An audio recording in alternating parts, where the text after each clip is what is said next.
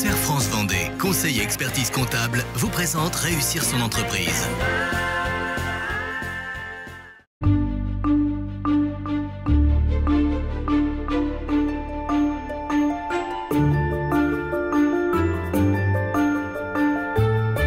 Contrairement aux idées reçues, la gestion de patrimoine n'est pas réservée uniquement aux personnes fortunées. Gérer son patrimoine, c'est mettre en œuvre des moyens pour le constituer, le faire fructifier, en profiter et enfin le transmettre à ses proches.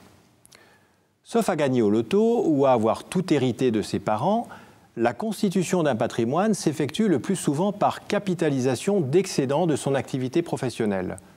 Ce capital est souvent composé de maisons d'habitation, de placements, d'immobilier locatif. La réflexion patrimoniale est une réflexion riche et très personnelle, chargée du passé de chacun, mais également porteur de choix pour l'avenir.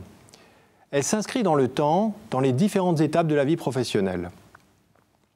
Le patrimoine progresse généralement régulièrement tout au long de l'existence, pour disparaître au décès par voie de transmission.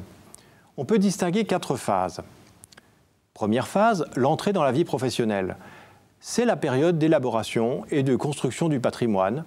L'acquisition de la résidence principale par emprunt constitue le plus souvent le premier acte patrimonial, couplé avec le choix du contrat de mariage et la protection contre les risques, prévoyance, décès, maladie et chômage notamment. Deuxième phase, la maturité. C'est la période de développement du capital.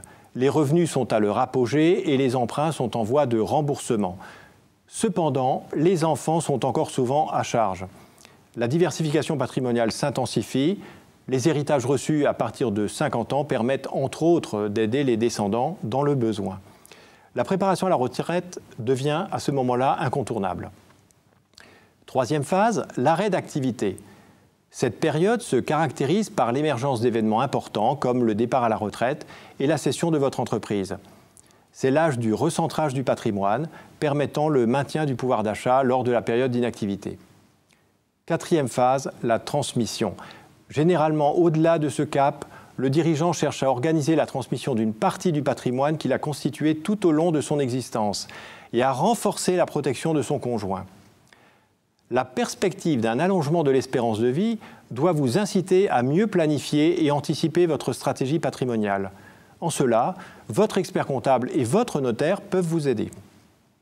Lors de la prochaine émission de Réussir son entreprise, nous aborderons vos attentes en matière de constitution patrimoniale. À la semaine prochaine. Réussir son entreprise avec Serre France Vendée. Comme nos 5600 clients vendéens, réalisez vos projets. Nous sommes à vos côtés pour créer, développer et transmettre votre entreprise.